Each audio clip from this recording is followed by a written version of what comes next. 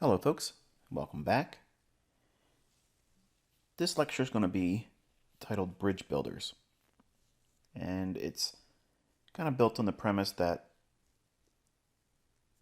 what bridges the gaps in neophyte traders, new students that are coming to the channel that are familiar with typical analysis that's retail, but what makes it different here? Like, what is it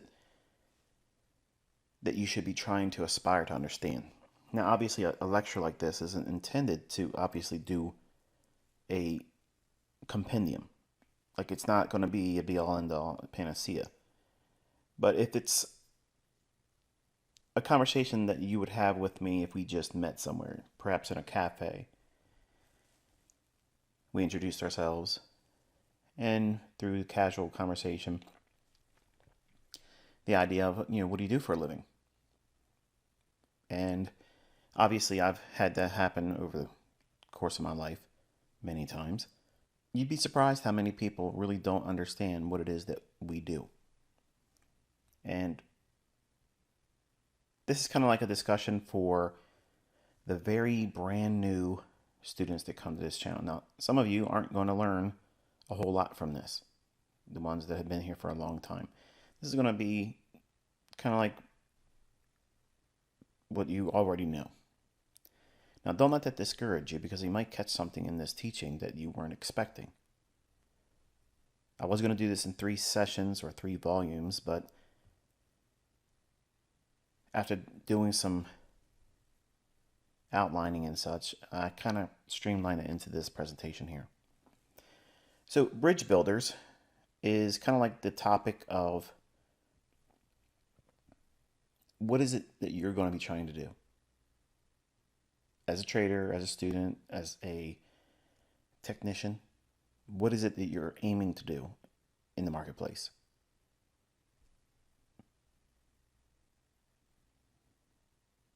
Now, the overview of this presentation is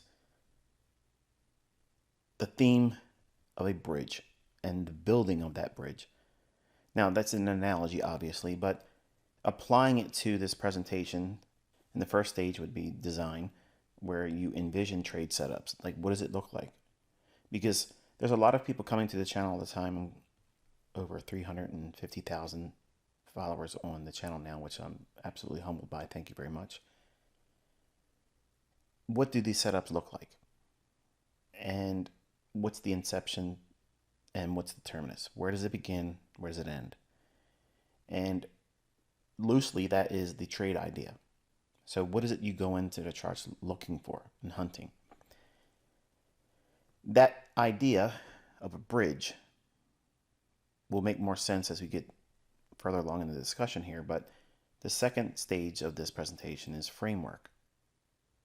How do we frame trade setups? How can you frame a trade setup? And the understanding of redelivery and rebalance the price. So how do trades unfold? We'll talk a little bit about that as well. And the final phase of this presentation will be building. So the trade setups themselves, time frames and sessions, and where trades form. All right, so I want you to take a look at this depiction of a bridge. It's just simply a profile picture of a bridge. To be quite honest with you, I don't know what bridge this would be representing. It may not be a real bridge. It may very well be a bridge. I don't know. I just grabbed one off the internet to illustrate this analogy. So if we were to assume that you and I had just met, and I'm trying to convey the idea that what we're looking for as a technician, as a trader, a price action trader, we're looking for an opportunity where price is right now at the market and where it will likely be at a later time. Now, that later time is not imperative to know at the moment right now, because this is a casual conversation. But the idea is that we think that price is going to be from where it is right now to another price, higher or lower. Now, in terms of discussing this with the analogy of a bridge, obviously you would come to the conclusion that if you were on the left-hand side of the bridge and you were wanting to go to the right-hand side of the bridge from this perspective, the beginning of the move, the origin, or wherever the market price is right now, that is the inception of the move. And where you're trying to get to the other side of that bridge, or where price is likely to go to in the future based on your assumptions and your analysis, bias, that's terminus, where that ends. Now, in between both sides of this bridge, moving left to right, there's a lot of things that take place on that bridge.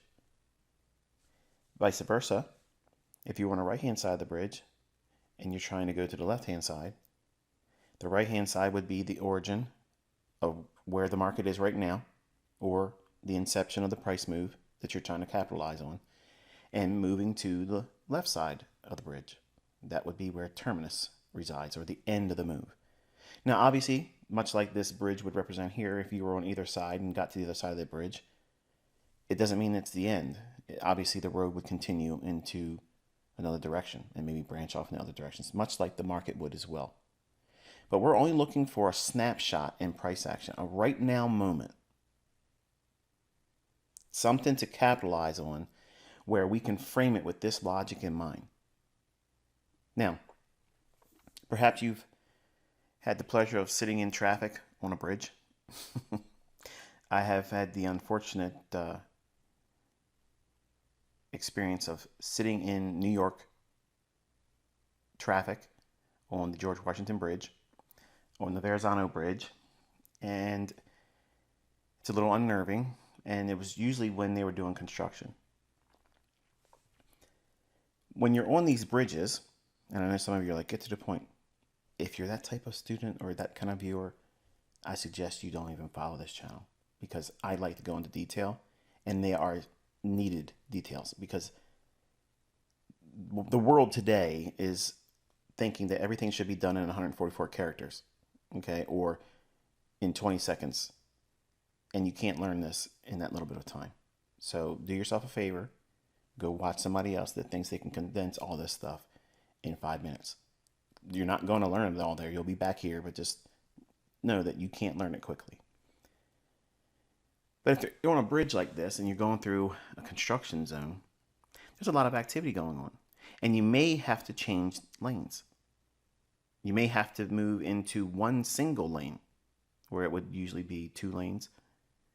Those detours, those deviations from what you would expect, or what would otherwise be a very smooth transition from one side of the bridge to the next, that's what a reasonable assumption would be.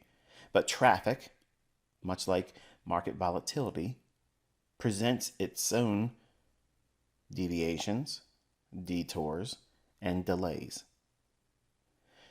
So it's a matter of understanding that where we are on the marketplace relative to the time frame you're looking at, that might be a daily chart, it might be an hourly chart, it might be a 15-minute time frame, it could be a second chart, 15-second, 30-second chart, 1-minute chart. Whatever that time frame is, you're looking for that bridge from where price is right now and where it's likely to go to next.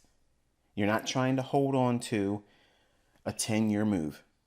You're not investing, okay? I don't teach investing. I think that velocity is the answer, and you can take a small amount of equity and parlay that up with velocity. That means getting in, getting out, getting in, getting out. Now, you have higher transaction costs with that, admittedly. I wouldn't argue that. But in the hands of someone that is versed with sound logic and price action concepts that I'm sharing, the potential is there for you to outpace the costs of commissions and fees that would be associated with your trading. Not everyone is going to have that result. There's a lot of growing that has to take place, and I am always doing my utmost to prevent myself from presenting it as a sugar-coated approach to going out and making quote-unquote money.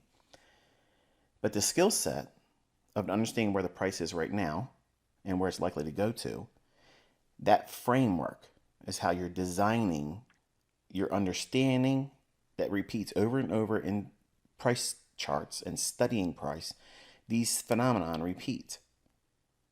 How many times have you seen a bridge that looks exactly like the last few that you've seen if you were on a road trip? They don't really look alike, but they do the same thing. They bridge one point to the other. They look similar in some ways, but they're not identical. Just like every time you get into a trade, it's going to look familiar. This is where price is. It's probably going to reach to that pool of liquidity above an old high or below an old low. So you can envision that idea. That trade idea, you can visualize it by looking at price. You only understand that by going through old price data. So we study price data, we look at charts, and because of history repeating itself and the fractal nature of price action creating these similar patterns that repeat on all time frames, that's the premise that we go into. Old chart data, hindsight moves. So it teaches us what the framework is likely to be after we understand how the trade itself is envisioned. So if we're looking for something that's bullish, we're naturally going to be assuming that the market's going to be moving from where the market is right now at market price to a higher level or a higher price. The idea of being able to see or envision the trade setup is going to be hinging directly on how much time you go into old price moves and study them in detail. Not just casually looking, oh, it moved this much money or this many pips or this many points or handles in the index futures market.